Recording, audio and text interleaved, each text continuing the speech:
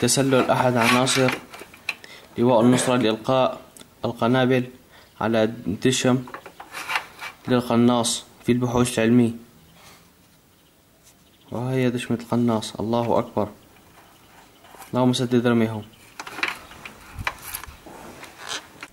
بسم الله الرحمن الرحيم. أحد عناصر لواء النصرة يقوم بالتسلل وإلقاء القنابل على دشم للقناص في البحوث العلمية. الله أكبر ولله الحمد.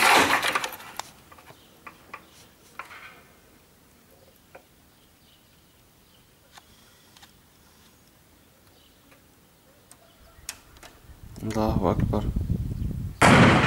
الله أكبر. الله أكبر.